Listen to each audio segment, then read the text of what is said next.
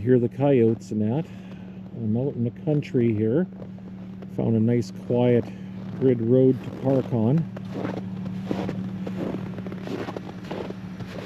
It's private, and that way nobody bothers me when I sleep tonight.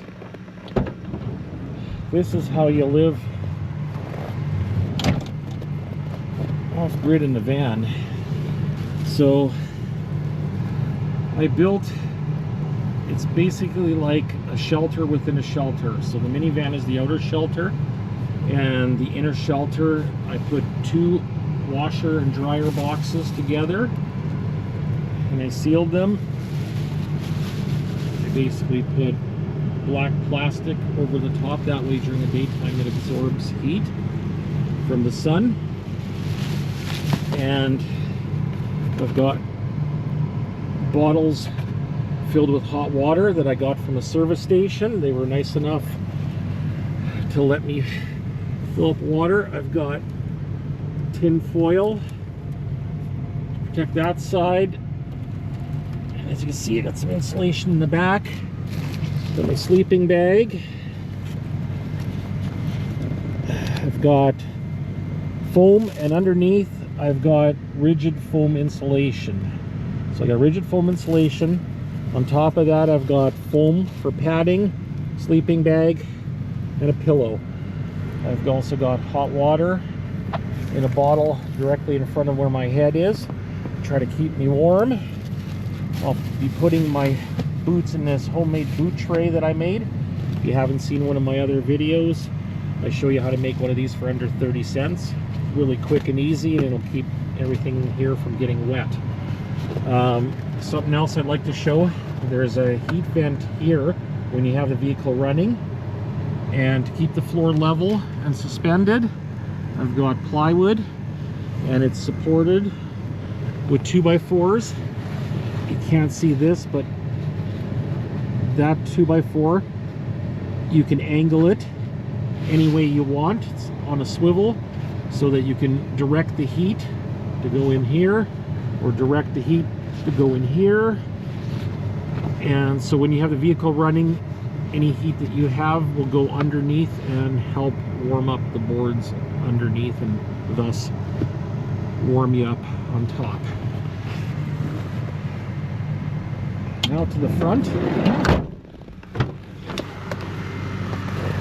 I've got a solar generator.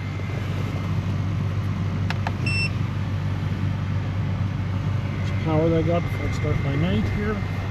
Full power, and then I've got a little tiny electric heater that's plugged into this, and this will help keep me warm at night. It's not going to provide much because it's only a tiny little 170 watt and 250 watt heater you can choose, but I always keep it at 170 because if I keep it any higher, within probably 3.5 hours I won't have any heat. This way I can at least have a little over 5 hours of heat, usually when I have it on the lowest setting. And I run the vehicle sparingly. I usually run it until I crawl in for the night and get undressed, and then I basically turn the vehicle off. And I will start it during the night, usually a couple times, but I do that very sparingly.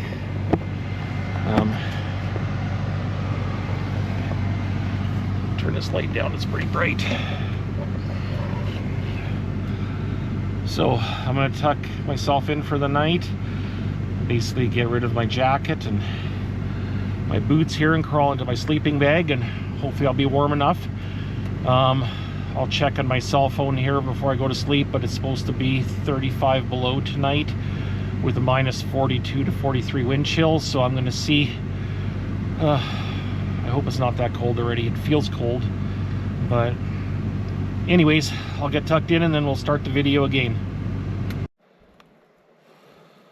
Okay. So this really sucks. It's colder than it was supposed to be. Minus 36 already. Holy crap, 47 wind chill. This ain't great. Oh boy. Anyway, not much I can do about it. seems reasonable in here. I'm going to I've got a thermal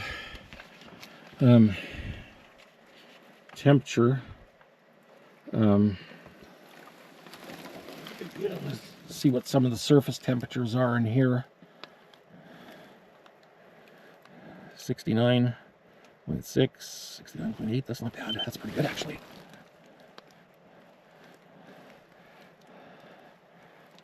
66.3. Okay, that's actually pretty good for temperature. It sure as heck ain't going to be that way in a couple hours. But for now, hey, I'll take that. I can go to sleep right now. That's the temperature in my hot water. You can see I got one of my hot water containers there. I've got a bunch of hot water containers at the back of the van. I think I've got 3 of them tonight, and I got one here. And you see that one was at 118.9 degrees. It's going to get colder overnight for sure. And then right up beside my head here, this one's 113.1. So that's definitely going to provide some radiant heat for me. So, and then I've got my heater. What kind of heat is that producing? In the 140s. Actually, maxes out at 156.5, so that'll keep me warm. There should be enough heat in here to keep me good for a while. But again, minus 36 with a 47 wind chill. I'm going to lose a lot of my heat pretty quickly, but I should still be okay. Because, like I said, we got the outside of the van, airspace, and then I've got this little box, washer and dryer box that I'm inside of with insulation underneath me, wrapped. And then what I'm going to do for the night here to keep more of the heat inside, I've got a garbage bag door I made, and that'll just keep some more of the heat inside with me. And hopefully I can get away with only starting the van, you know, hopefully once or twice through the night. I don't know. Each night is different. Some nights I don't have to use the van to turn it on ever. Some nights I can basically do just with that little heater and a couple bottles, and that's plenty. But a night like tonight, when the weather is so brutal, I don't know. It's gonna be a tough one. Something else I should show you. Now, if you look at how I'm set up here, no, I'm not super muscular like that. I look all puffy. So I learned this trick many years ago to also keep a lot of your heat in your body and stuff when you're living outside or in a cold environment and you're forced to sleep outside. I basically bunch up a bunch of newspaper and stuff it into my clothing, and then that way what happens is the heat that comes from your body, the airspace, it'll basically help insulate you and keep you warmer at night. So when you add all these things together, it's really going to help out overnight. So okay, it's time to turn in. Hopefully things go well. I'll check in the middle of the night with you guys and let you know how things are going. Okay, we'll see you guys in a while. Good night.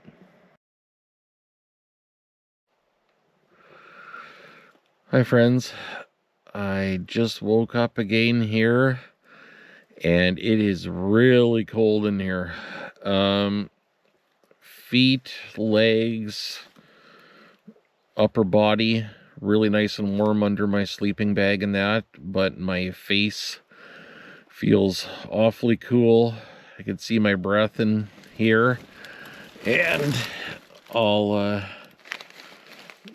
basically turn on the light here, and we'll do some thermal imaging. So basically, inside my box here, it's really not too bad for temperature, but I guess I probably made a mistake and accidentally turned the heater on to the 250 watt instead of the 170, because my system shut down. So basically it ran out of battery and the heater shut down, and I think that's why the temperature started plummeting so dramatically in here. But it's also way too cold outside for being in a van without a heater. Let's just do some thermal imaging here. Let's see. -2 Fahrenheit.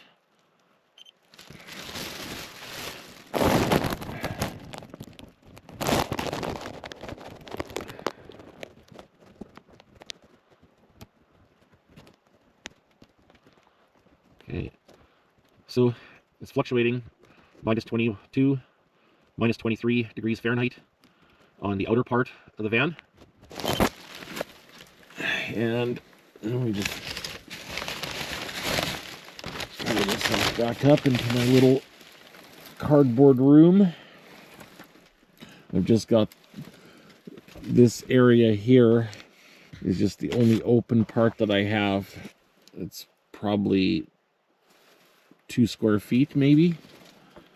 And my hot water bottle, it's still lukewarm yet, so that's helping out a little bit in here. And I've got a couple water bottles in here way down below. I don't know if you can see them. That's hopefully helping me out a little bit, but just to show you guys what it's like to have a cardboard box inside here. Now, full disclosure, this imager, I did not have it inside the box with me, and I had it on the outside here, and it wouldn't even turn on. So I basically had to put it in my sleeping bag and warm it up for probably about, I don't know, 7-8 minutes before the thing would actually even turn on. So I'm not sure what was wrong there. I think it just got too cold. So let's do some temperature readings here inside my box here. Okay, that's not wonderful for temperatures, but you know, 19 degrees Fahrenheit, 18 Fahrenheit, directly above where I'm sleeping. 26, 25 degrees Fahrenheit, which is basically below 32 degrees Fahrenheit is freezing, so it is below freezing inside the box. But I mean, considering the fact that it's -22 or -23 degrees Fahrenheit on the outside part of the van. So actually this little box that I'm in, with the insulation that I have around me and the water bottles that I have around me here, is actually doing quite a good job. I got some water bottles way in the back end. Let's see what the readings are there.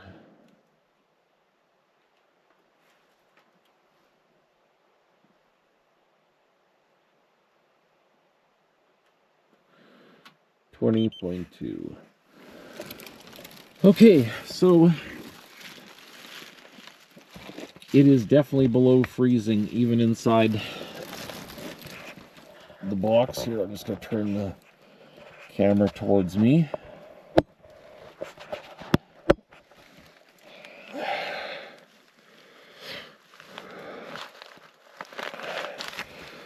Just going to cover up here again.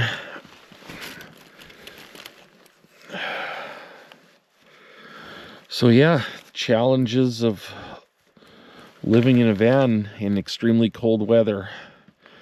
But yeah, minus 47 wind chill outside.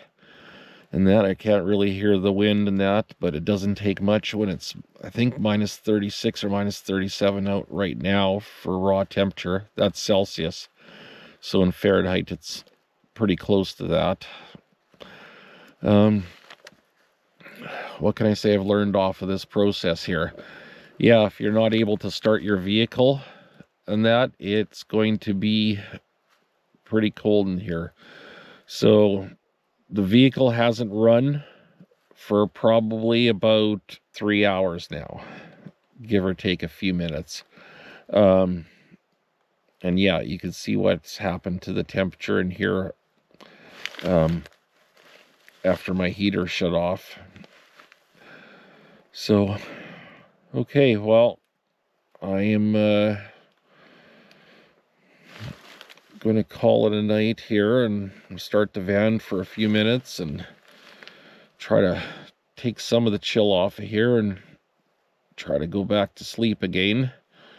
Hopefully I can get at least another hour or so before I have to wake up and start the van again. So just some of the challenges of living out in a van in the middle of the wilderness. But you got to do what you got to do. So, and tomorrow when I wake up and that, I'm going to go into town and I am going to basically see how much fuel I burnt, just basically starting the van overnight here. So it shouldn't be very much at all, just a few dollars, because when I run it, I only run it for about 15 minutes and then I shut it off. And like I said, the last time I had it running was around 3 hours ago.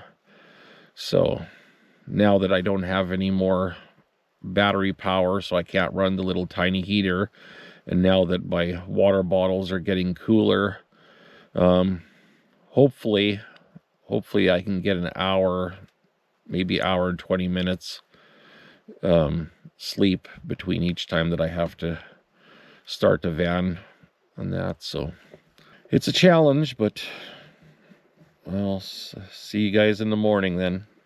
Good night, everybody.